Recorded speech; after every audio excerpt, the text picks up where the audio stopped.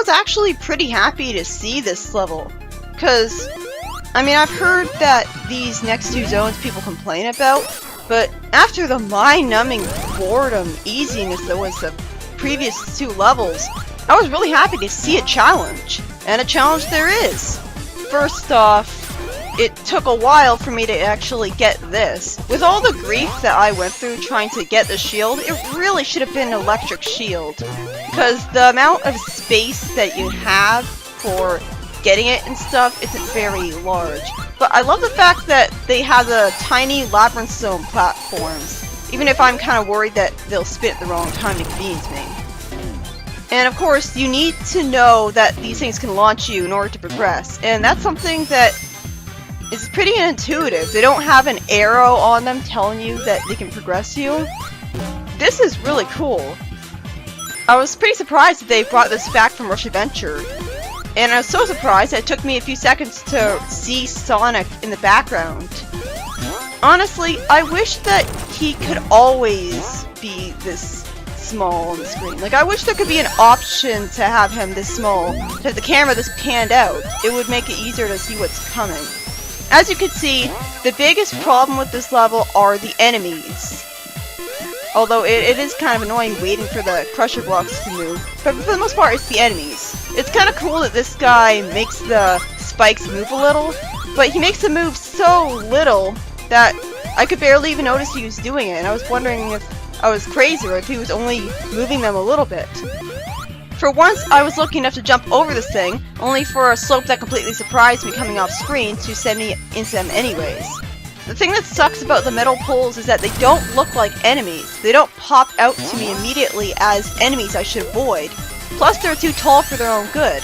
And these things are way too big for their own good, and that you can get unlucky when you're trying to jump over them, which is the only way you can avoid them, because they can send smaller bombs out of them at the most inconvenient of times. But yeah, it is cool that they use this background switch you can make multiple times with that, so it doesn't wear out, so it doesn't get wasted.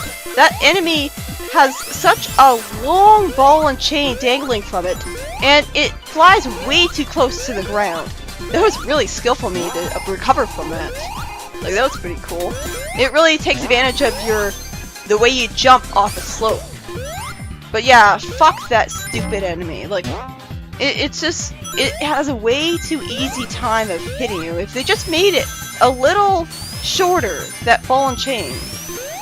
But yeah, I like the remixes that play for this level, especially Act 2 with the saxophone. It's kind of like, I don't really know if the Act 1 music made the transition to sounding more like a Genesis music all that well. I like the original better, like especially when they try to imitate the scatting voice. It doesn't entirely work. I love that they brought this back, and because you have rings, it's not tense anymore. Like, I always loved the final boss of Sonic 1. Like, it really rewards you, like, it really feels skill-based, like avoiding the energy balls by standing between the ones that are furthest from each other, and jumping just to make sure at the very end. I'm kind of ashamed that I wasn't able to get 2 hits on him any time, though. Of course, because there's always a crusher above or below you, you have to worry about that. And it's cool that they have a second phase to it, when it looks like they should have ended it with the explosions. That was kind of misleading. But yeah, they make the crushers move a lot faster, and it's never like there's multiple of them moving at once, so it doesn't feel too dickish where it's really easy to get crushed. So, like, I guess I could say that the red light flashing is visually distracting, but yeah, I really love this boss. Yeah, like, this is a pretty fun level. The cool bonus triggers, like, it's so unintuitive that I saw 4 different forums asking what it is. Basically, the less you get hit, the higher it is. Getting killed instantly starts you at 0. Instantly scores to 0. You get 10,000 points at max, and you lose 1,000 points every time you get hit. And the annoying thing is that the manual doesn't tell you about this at all. It also doesn't tell you about the max time bonus either. I was excited to see this, to see this come back, like being in the background again, but then it just immediately gets wasted because I fall and that felt kind of mean. But like immediately fall and get turned into the continue icon, which is another charming set piece from the original. I'm glad they brought that back. And I'm glad they brought that back multiple times, so it doesn't feel like as underutilized. It's ironic that I got hit by that buzzsaw and not the buzzsaws in this section coming up. Like, they don't have a avoid getting crushed on the conveyor belt section, but they have this one instead. Just tap left to adjust your position so you don't go too far ahead, and you're gonna be just fine. It was a nice challenge. Like, this level in general is a nice challenge. Unfortunately, it's not really about platforming challenges, like literally landing on platforms. It's more about avoiding the cheap enemies that are cheaply placed sometimes, though not nearly as bad as the Sonic 2 ones. See, for all the trouble that I went through trying to land on that spring, I really should have gotten an alternate route instead of a worthless item.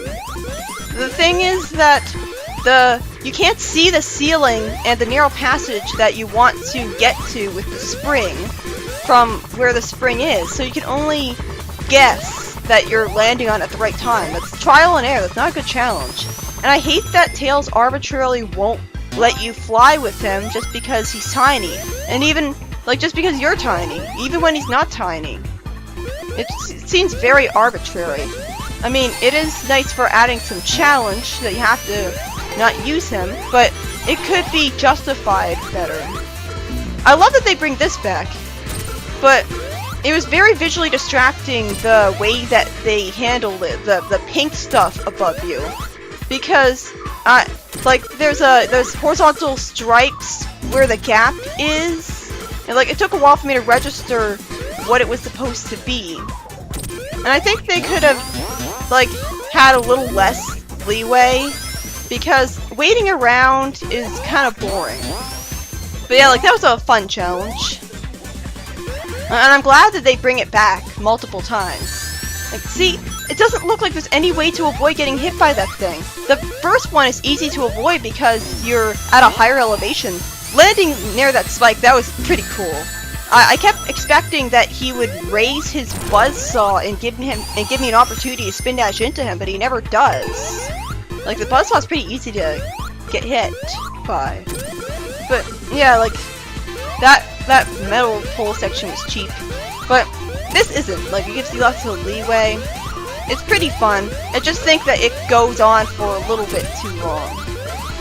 It's kind of funny seeing Tails trapped there. I mean, when you think about it, it makes perfect sense that he can keep up with Sonic. It's not like he's warping all over the place. It's more like he just flies in and out of the background. He's not constrained to 2D like Sonic is. So yeah, it's fun. And I thought it was interesting that at one of the times when Sonic is in the background in Act 1, there's actually a speed section for him, so there's more variety in the background sections. This boss is kind of unintuitive. What you need to do is completely ignore the Eggmobile that's on the screen. So that's really visually misleading. Every single time I do the drop dash, it fucks me over, and it's complete by accident, by the way. But yeah, you have to jump into the fake Eggmobiles, and that somehow damages him. It's a very unique concept, but if they wanted you to do that, then they should have just had the fake giant Eggmobile that looks like a real one be way high above you, so that it's impossible to jump into him. Instead, he misleads you. And I can't compliment the boss theme enough. It really does perfectly suit Eggman. When you unlock in Knuckles mode, then there's the quote, "Knock knock, it's Knuckles." And that's actually part of the lyrics to his theme song in Save 1. The music of the secret ending of a Knuckles and Knuckles playthrough is a remix of This Horizon of Knuckles Chaotix. I don't see the point of doing a Knuckles and Knuckles playthrough though, other than like laughs and shits and giggles from a popular meme, because why bother? I mean, Tails is the best partner to have because he lets you fly. I don't see the point of having any partner other than Tails. If I played a Knuckles playthrough, I would just use the partner is always Tails code. But yeah, it's really good that they have the final level be original. And that they have lots of speed sections in it, because even though it's got slow challenges where you avoid electricity and the wheels. Oh my god, the wheels. It's a lot. It's remember that you're playing a Sonic game, like the fast yellow triangles that bounce you all over the place, and sections like this. I can't really remember what the. For some reason, the face of that enemy kind of reminds me of that ROM hack where everything had Thomas the Tank Engine's face. It's kind of weird. The thing about these wheels, well, for now you can skip them. The one time you can do that. Don't get used to that. The thing about these wheels is they're very overused in the level. Like, and they don't really tell you how you're supposed to use them at first. But first, this staircase, the annoying thing is that it creates the staircase in the wrong direction. So you have to, I don't know how they expect you to get over here without tails, unless they really expect you to wait for that long for it to turn around. Or why is there an egg robo in this Knuckles Chaotix car? I mean, it feels visually misleading because it makes you not want to jump in there because you think you're going to get hit by the enemy. But yeah, it's good that there's sections like this. It's like a fun reward for platforming through levels. Though, quote-unquote, platforming. It's more about these things. What you have to do is holding right will adjust Sonic's position on it. So, like, he'll be in a different part of it. And holding up speeds him up. And you have to make sure that he's moving fast enough. Because that way he'll be launched high enough for you to progress. And as you can see, I screw up a lot here. I mean, it is a vertical platform section after all, so it's actually good that they give you more of an incentive to do well. One of the annoying things about this level, aside from the overuse of the wheels to the point where they really feel like they get old, is that there's this... Sometimes a wireframe red circle will surround Sonic, and it feels very pointless. Like, does it attack you? Do you progress? And did I progress fast enough and that's why it didn't hurt me? It just feels so pointless and thus visually distracting for no reason.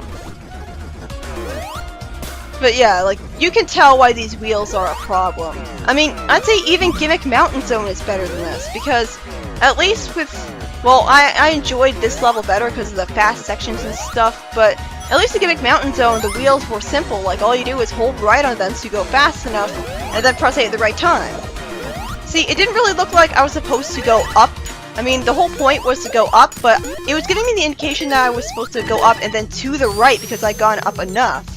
The camera wasn't really panning up to tell me that you're heading not towards a ceiling that blocks your path, but towards the way forwards. And yeah, see? The Thomas the Tank Engine guy.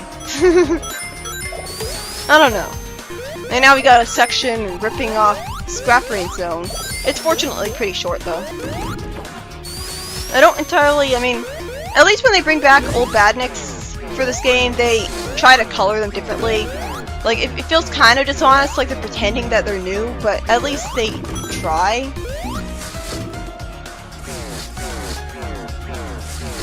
And it's good that there are spikes below this because it gives you further...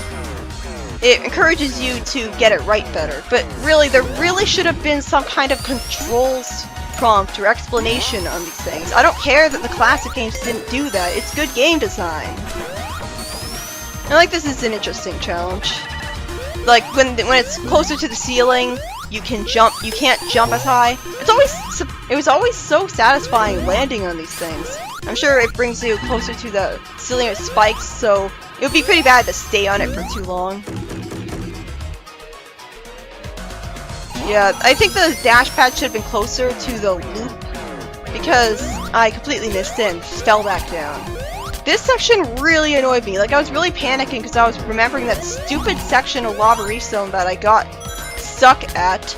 But fortunately, all you have to do is make sure that you go faster with the wheel, which is ironically much easier and much more intuitive than with the stupid cylinder things. And then you'll be just fine. Like, this level, even the fact that it's lengthy isn't a problem to me because I didn't even notice how long it was until I'd beaten it. Like, compare that to Lava Riso, where I felt like it was really dragging out by Act 1, 5 minutes in. But with this level, I guess it's because even though it does technically just repeat the same gimmicks over and over again in a different order and stuff, that was kind of dickish. How was I supposed to know that there were spikes there? But anyways, I don't know, it's just engaging. That's the thing about these two zones, they're engaging. I'm actually engaged with what I'm doing again. I'm not just bored holding right and mashing the A button to progress, like in the previous few zones. That's kind of funny, like, they make you kind of have a heart attack and then, oh, turns out these springs come out of nowhere, and suddenly they progress you. Although it is, like in Lost World, it's kind of bad to have hidden springs be mandatory to progress through the level, but at least here they naturally lead you into the spring so you can't miss them.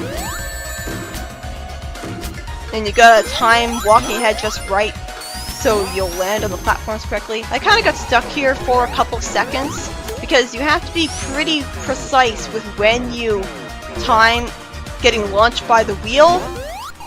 And of course you have to make sure you're launched with enough speed, because you got this moving platform with springs on it in the way, and if you hit the bottom, just to add insult to injury, the springs at the bottom will send you down even faster, which is pointless since you would have fallen down anyways from hitting the bottom of it. But yeah, at least with them having so many wheels, they do stuff to vary it, to make it keeping interesting. Like this was pretty cool. I somehow was able to stand on top of that yellow triangle and just jump off just fine. Like I love that the yellow triangles are near the wheels. They perfectly, you can just jump on the triangles and be bounced towards the wheels. It's great.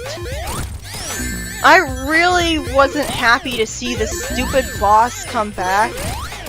I mean, fortunately, you can just keep jumping at it and take your rings back, which kind of brings merit to the stupid ring physics of Sonic Rush, because at least there's incentive to not cheat the bosses by doing this.